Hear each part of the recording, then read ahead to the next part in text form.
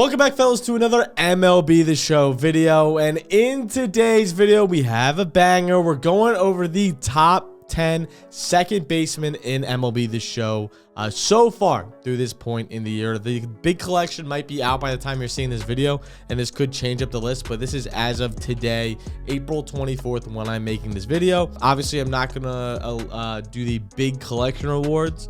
There really only is the Jason Kippens or the Kipnis or whatever you say his name is. That's really about it. And honestly, I'm not a big fan of him, but statistically, he is one of the better players in this game. But he's not going to be on this list. With that being said, I did add some players that have secondary positions for second base just because it's like so lackluster of a position. And a lot of people use secondary positions for this position in general. With that being said, make sure to like, subscribe, all to the fun shit down below if you want to see more videos like this in the future, as well as we go live every day on the channel. So make sure to subscribe. It's an easy, free way to support the channel. Hopping straight to the video at the number 10 spot, we have a guy who, when he came out, I really liked him, and I still like him now. He's a free card that you can get from the Diamond Quest. Travis Basemen, or Bazana, however you say it entirely, but he's a lefty batter that has pretty good stats all around. 89 left, 89 right, 81 left, 70 power right, 68 power left, so a little bit lackluster on the power. The clutch is good at 86. Solid silver fielding that can go to gold when you get him P5, along with he'll have 86 speed at P5. With that being said, again, there's no corks on him, which does kind of knock him, but he does have a really good swing, can play center field as well.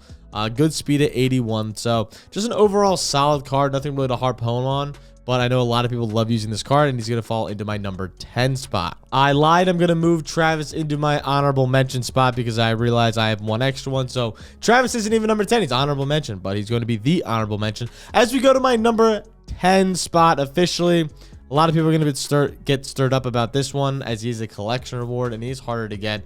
But this, I have no idea how to pronounce his name, and I'm going to be honest with you, I'm not going to try. But he's a switch hitting batter. A lot of people do like this card. Obviously, he's boosted right now, but when he's not boosted, he's 81, 75, 60 power right, and an 82 power left. Solid stats all around. Decent swing from what I understand. Solid defense with 79 speed. So just an overall solid card. Nothing really crazy. He does have 0 corks. So I can't really love that. And he's a little bit more on the expensive end and annoying end on trying to grind these cards out from the showdown, which can be a little bit annoying. But for the most part, he's pretty easy to get. And he gets boosted right now, but for the most part, he'll just stay with these main stats, and he's going to fall into the number 10 spot. At the number 9 spot, we're going to have a player that is from the Team Affinity program.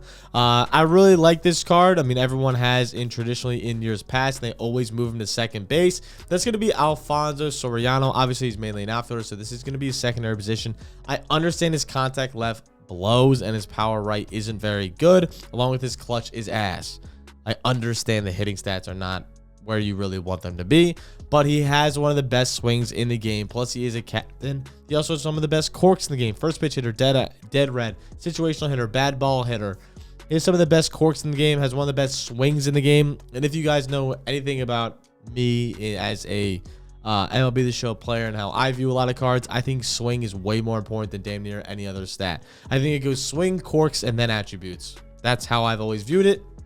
And so far, the way I've been playing this year, I feel like that has rung true with almost every player I have, as I have raked with the Byron Buxtons of the world, with the Corbin Carrolls of the world, with guys that have good corks, worse stats, but great swings. And Alfonso Soriano falls in that category. His stats don't blow you off the page, but he does have a great swing. He's great on the defensive end. Even at the secondary position, he still has a gold shield. That when you P5 him, he'll go to 80 speed with a gold shield. Plus, all of his stats will be raised a little bit more, and he's definitely viable against righties. Lefties, he does struggle with the contact, but for the most part, he's going to be your leadoff hitter anyway, so he's not going to really need the clutch. And he should be a pretty good bat in your lineup. At my number 9 spot, if I'm correct, no, sorry. At my number 8 spot, we have this Christian Campbell card. Obviously, he can play a ton of positions, but he is one of the better players in this game. Everybody I see loves this card. He has a great swing, only, again, no corks, which does suck, but great swing. All right on the defensive end. Obviously, I wish he would be better. Solid speed at 70. Again, 84 contact, 88 contact. Solid swing with 88 power, 80 power left. When you P5 him, which is kind of how I compare all these cards. It'll look great all around with silver shield, 75 speed. So just obviously a very solid card that a lot of people I've seen had success with. and he's a budget beast. At our number 7 spot, we're going to have another card that a lot of people like from the new Threads program. I got a lot of flack for saying he was mid the first time I talked about him, but he has proved me wrong in a lot of sense. That's going to be the Gleyber Torres card here. Obviously, a lot of people love his swing. A lot of people had success with him. 88 contact right, 93 contact left. Power right, it's lackluster, but it can be brought up with parallels to around the 70 mark, which is definitely usable. 92 power left, great power left. Solid clutch at 91.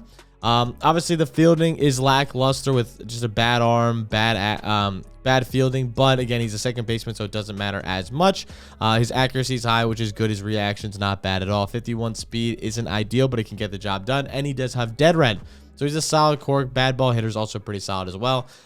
Overall, good swing. Solid card with the attributes all around. He's definitely more of a heavy hitter. And a lot of people have really good success with him, especially if you're a tempo hitter, since he's one of those leg raise guys. He's a very solid player and a great second baseman that you can add into your lineup. Our number 6 spot is going to be a secondary position player, and it's going to be this Jordan Westburg card. Obviously, he's a third baseman, but he does play solid defense at the second base spot with 86 speed as well. Not even parallel. This is just his base card. 93 contact right, 72 contact left, 80 power right, 71 power left. So nothing crazy on the power, but solid contact with a 95 clutch, which obviously is great. Great speed at 86, solid fielding all around, even with the secondary position. Solid corks with dead red, unfazed, situational hitter are all very solid. Apparently, his swing is pretty solid. I haven't used this card a ton. I've only used him like literally one time. But again, should be a pretty solid swing. I know a lot of people are using him. He's a pretty high meta rating on the show zone, which means a lot of people probably like him.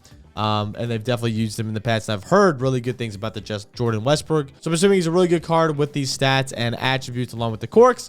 He deserves to be pretty high on this list. At the number 5 spot, we do have a brand new card that just did come out. That is going to be the Ozzy Albies, the switch hitting batter who rakes lefties. 125 contact left, 70 power left. Obviously, the power is not there, but the contact is going to be astronomical. 71 contact right with 90 power right. Definitely usable, as well as a 91 clutch. When you P5 this card is going to be so good. And again, at second base, you don't need really much outside of accuracy. You have 92 accuracy for Ozzy there. The only thing that would be questionable is maybe his reaction and fielding. But again, once you parallel him up a few times, that will only go up and up and up. Obviously, there's no corks on this card. Not the best. But again, switch hitting with a pretty good swing and a solid contact left. Just how good he is against lefties can't be understated. So I do like this card a lot. And he's going to fall in at the number 5 spot for me. At the number 4 spot, we're going to have another newer card as well from the Negro League program. And it's going to be Larry Doby. Obviously, again, secondary position here. But again, he's good fielding, so it doesn't really matter. 70 speed, 97 contact right, 81 contact left, 86 power right, 70 power left. Solid all around there with 90 clutch. So again, just an overall solid card with great corks, breaking ball hitter, dead red, unfazed, rally monkey, situational hitter, table setter. Overall, really good corks. Has a solid swing. Is a lefty batter. Can play anywhere pretty much on the field. Center field, left field, right field, shortstop, and second base. So if you need a pull him in as a platoon, he can definitely do that for almost any position. As well as he just has solid fielding all around. Just a great card to use. And he's pretty cheap. Nonetheless, as most of it's just storyline players. So you can get him for a very low price, which leads me to why he's higher on the list. The next player is going to be more of an expensive card and kind of a card that you have to go out of your way to get, but it's going to be the Chase Utley card 450K. Obviously, one of the best swings in the game. Every single year, Chase Utley is a absolute dime to have. Lefty batter with 97 contact right, 92 contact left, 90 power right, 70 power left. More than usable on the hitting stats with 97 clutch. When you parallel him, he's going to be a beast. Great fielding, great reaction, solid arm, solid accuracy, 65 speed is more than enough to get it done. Breaking ball hitter, dead red, first pitch hitter, fighter, situational hitter, and pinch hitter. All great stats. Just an overall very, very good card. You can see kind of the tier break we have for the top 3 compared to the rest of the cards. This is where it only gets better from here. So Chase Utley is definitely a top 3 second baseman in the game.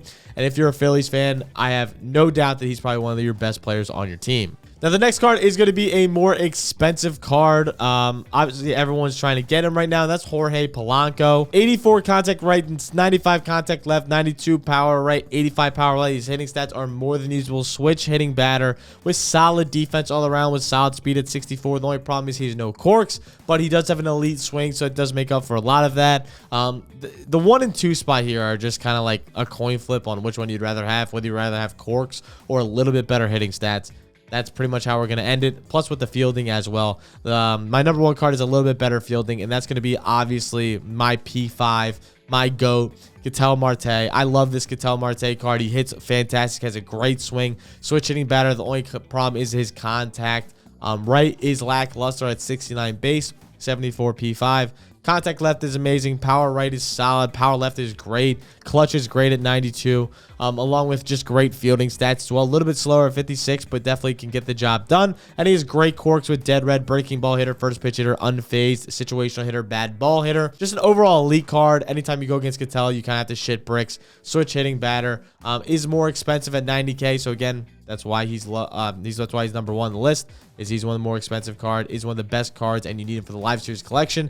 Obviously, 1 and 2 are on the more expensive end. Utley's even on the more expensive end. Larry Doby's definitely the more affordable one there.